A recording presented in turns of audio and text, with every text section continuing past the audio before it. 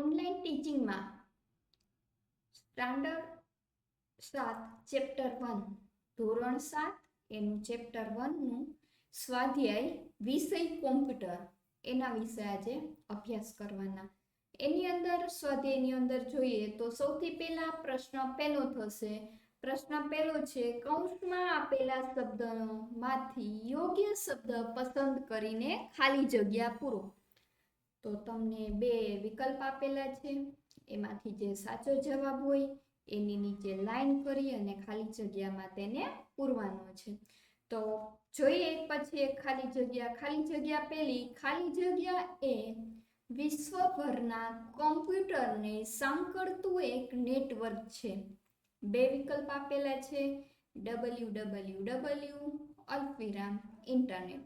તો એનો સાચો જવાબ થશે ઇન્ટરનેટ. તો આપણે લખીશું ઇન્ટરનેટ. ત્યારબાદ બીજી ખાલી જગ્યા જોઈએ. ઇન્ટરનેટ દ્વારા સંદેશા મોકલવા માટે ખાલી જગ્યાનો ઉપયોગ થાય છે. www અલ્પવિરામ ઈમેલ. તો આનો સાચો જવાબ આવશે ઈમેલ. તો ઈમેલની નીચે આપણે લાઈન કરીશું અને ખાલી જગ્યામાં ઈમેલ લખીશું. ત્યારબાદ ત્રીજી ખાલી જગ્યા જોઈએ. ખાલી જગ્યા એક બિલ્ડિંગમાં રહેલા કોમ્પ્યુટરને સાંકળે છે. એક બિલ્ડિંગમાં રહેલા કોમ્પ્યુટરને કોણ સાંકળે? લેન કે વેન? તો એનો જવાબ આવશે લેન. લેનનું પૂરું નામ થશે લોકલ એરિયા નેટવર્ક. ત્યારબાદ ચોથી ખાલી જગ્યા જોઈએ. ખાલી જગ્યા એ વિશ્વભરના કોમ્પ્યુટરને સાંકળે છે. એમાં લેન કે વેન? તો એનો જવાબ આવશે વેન. તો વેનની નીચે લાઈન કરી દો અને જવાબ લખી દો વેન. ત્યારબાદ પાંચમી ખાલી જગ્યા. ખાલી જગ્યા એ ઇન્ટરનેટ પરની બધી જ સ્લાઇડનો સમૂહ છે. એટલે ઇન્ટરનેટ ઉપર જેટલી વેબસાઇટ હોય બધી સાઇટનો સમૂહ, એને શું કહેવાય? તો એને કહેવાય 3W. તો જવાબ આવશે www. તો એની નીચે તમે લાઈન કરી દો. ત્યારબાદ છઠ્ઠી ખાલી જગ્યા જોઈએ. ખાલી જગ્યા એ www સાથે જોડાવા માટે તથા તેના પરની માહિતી જોવા માટેનો એક પ્રોગ્રામ છે. તો એનો જવાબ આવશે વેબ પેજ કે વેબ બ્રાઉઝર? તો જવાબ આવશે વેબ બ્રાઉઝર. તે એક પ્રોગ્રામ છે. ત્યારબાદ સાતમી ખાલી જગ્યા જોઈએ.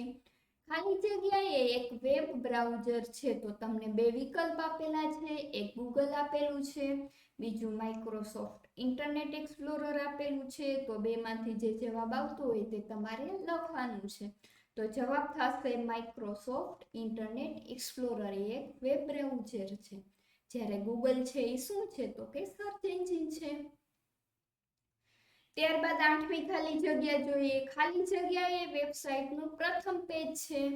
વેબસાઇટ ખુલી હોય અને એનું જે પ્રથમ પેજ હોય એને શું કહેવાય? વેબ પેજ કહેવાય કે હોમ પેજ કહેવાય? તો એનો સાચો જવાબ આવશે હોમ પેજ. તો હોમ પેજની નીચે તમે લાઈન કરી આપો.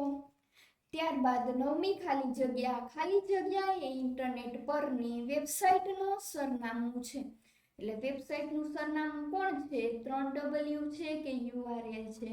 તો એનો સાચો જવાબ આવશે URL. તો URL ની નીચે લાઈન કરી દો.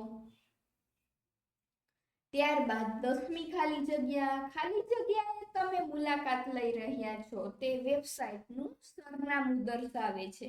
કોણ સરનામું દર્શાવશે? ટાઇટલ બાર દર્શાવે કે એડ્રેસ બાર દર્શાવશે?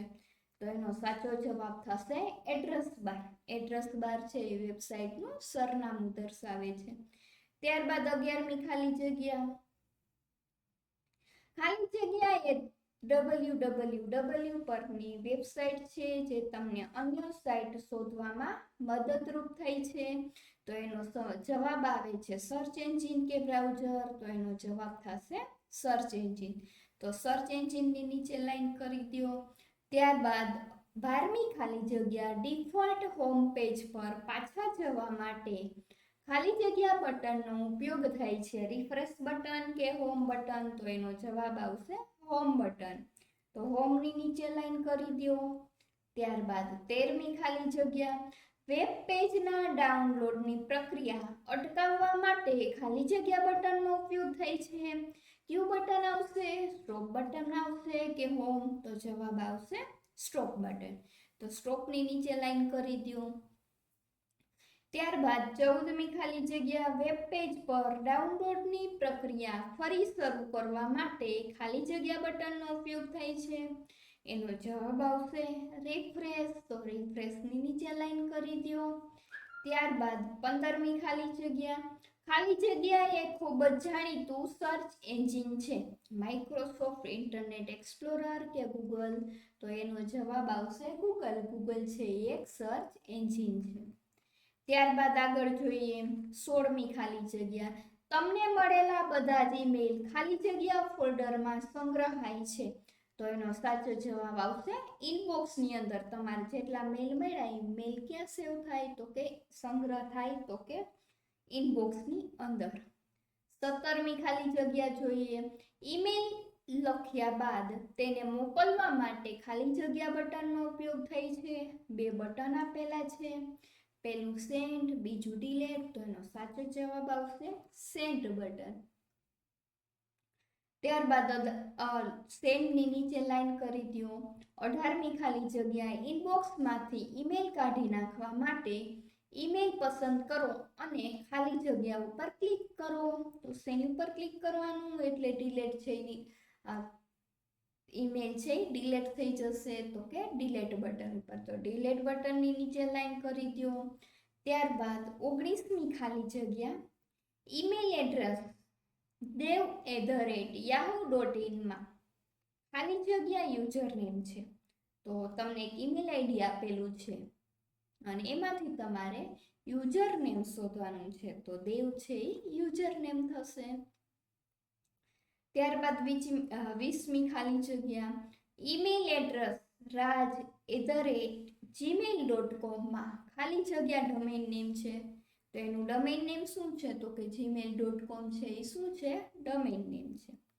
ત્યારબાદ 21મી ખાલી જગ્યા એ પ્રોગ્રામ અથવા કોમ્પ્યુટર છે જે બધી જ વેબસાઇટનો સંગ્રહ કરે છે. તો એનો સાચો જવાબ આવશે વેબ સર્વર. અહીંયા તમારે ફેરફાર છે એ થોડો સુધારી લેવાનો થશે.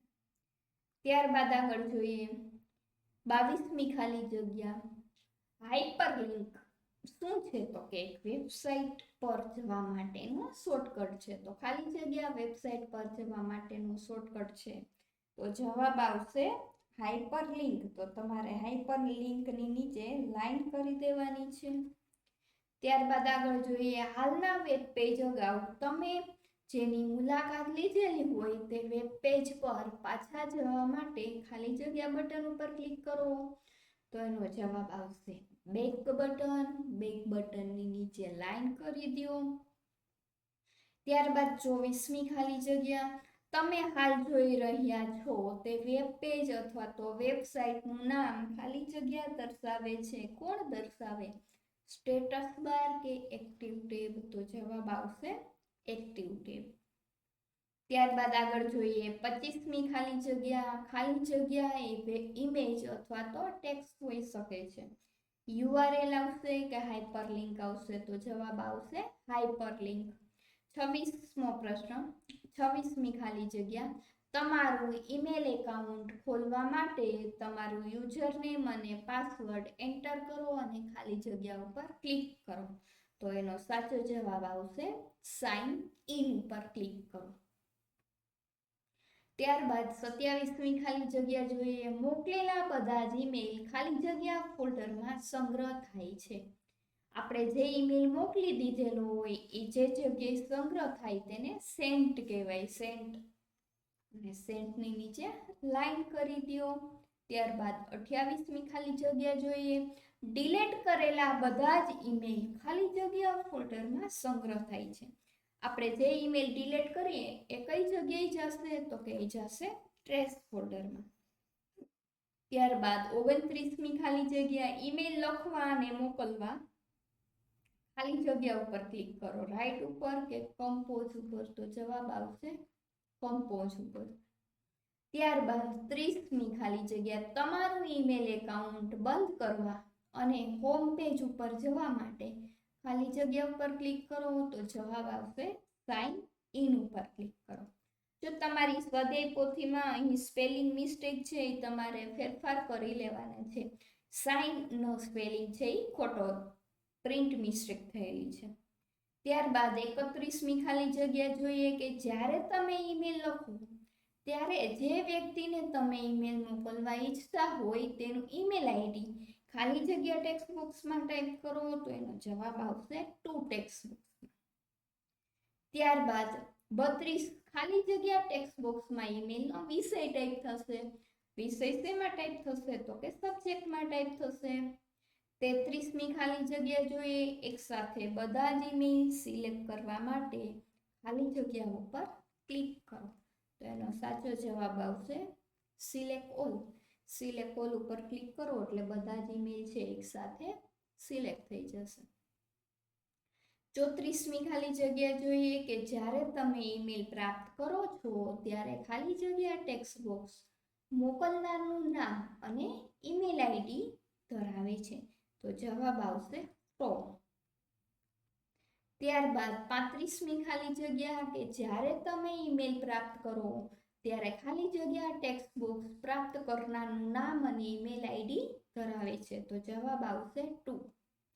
ત્યારબાદ 36મી ખાલી જગ્યા જોઈએ, ઈમેલનો સીધો જવાબ આપવા માટે ખાલી જગ્યા ઉપર ક્લિક કરો તો જવાબ આવશે રિપ્લેસ ઉપર ક્લિક કરો. ત્યારબાદ છેલ્લી ખાલી જગ્યા ટ્રેશ ફોલ્ડર ખોલ્યા સિવાય બધા જ ઈમેલ ડિલીટ કરવા હોય તો ફોલ્ડર્સ યાદીમાં ખાલી જગ્યા ઉપર ક્લિક કરો તો જવાબ આવશે ઇમ્પટી. ત્યાં ક્લિક કરો એટલે એ બધા જ ઈમેલ છે એ ડિલીટ થઈ જશે, તમારે ટ્રેશ ફોલ્ડરમાં જવું પડશે નહીં. તો અહીં આપણે પ્રશ્ન પહેલો પૂરો થઈ છે. હવે પ્રશ્ન બીજો જોઈએ. નીચેના બટનના નામ અને કાર્ય લખો. એમાં જે પહેલું બટન છે એનું નામ છે બેક બટન. એનું કાર્ય જોઈએ તો કે હાલના વેબ પેજ પરથી અગાઉના વેબ પેજ પર પાછા જવા માટે બેક બટનનો ઉપયોગ થાય છે.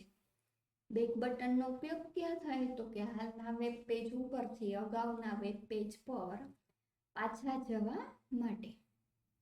ત્યારબાદ બીજું બટન જોઈએ તો એનું નામ છે ફોરવર્ડ બટન. એનું કાર્ય જોઈએ, આગામી પેજ બેક બટનનો ઉપયોગ કર્યો તે અગાઉ તમે મુલાકાત લીધેલ પેજ ઉપર જવા માટે ફોરવર્ડ બટનનો ઉપયોગ થાય છે. ત્યારબાદ ત્રીજું બટન છે એનું નામ છે refresh button. Web page refresh કરવા માટે, વેબ પેજની તાજી માહિતી ડાઉનલોડ કરવા માટે રિફ્રેશ બટનનો ઉપયોગ થાય છે. ત્યારબાદ ચોથું બટન જોઈએ એનું નામ છે સ્ટોપ બટન. ડાઉનલોડની પ્રક્રિયા બંધ કરવા માટે વચ્ચેથી સ્ટોપ કરવા માટે સ્ટોપ બટનનો ઉપયોગ થાય છે. ત્યારબાદ પાંચમું બટન જોઈએ એનું નામ છે ગો બટન. ગો બટનનું કાર્ય જોઈએ, વેબસાઇટ અથવા તો વેબ પેજ પર જવા માટે ગો બટન વપરાય છે. ત્યારબાદ home button, default home page પર જવા માટે હોમ બટન વપરાય છે. અને સાતમું સૌથી છેલ્લું છે બટન એ છે ડિલીટ બટન. ફોલ્ડરમાંથી પસંદ કરેલ ઈમેલને કાઢી નાખવા માટે ડિલીટ બટન વપરાય છે. તો અહીં આપણે પ્રશ્ન બીજો છે એ આખો પૂરો થાય છે. જેને લખવાનું બાકી રહી જતું હોય તે સ્ક્રીનશોટ લઈ લેશે. એટલે આપણે નેક્સ્ટ ત્રીજા પ્રશ્ન તરફ આગળ જઈએ. પ્રશ્ન 3, અ વિભાગને બ વિભાગ સાથે જોડો. એમાં પહેલું છે સ્ટાર્ટ બટન છે, એમાં 3 સ્ટાર્ટ આવશે. બીજું છે એમાં 6 મિનિમાઇઝ આવશે. ત્રીજું છે એમાં રિસ્ટોર ડાઉન આવશે 1 નંબરનું. ચોથું છે 5મું મેક્સિમમ બટન આવશે મેક્સિમાઇઝ. 5મામાં ક્લોઝ બટન આવશે અને છેલ્લામાં આવશે ઇન્ટરનેટ એક્સપ્લોરર. તો અહીં આપણે 1 થી 3 પ્રશ્ન છે તે પૂરા થાય છે. Thank you.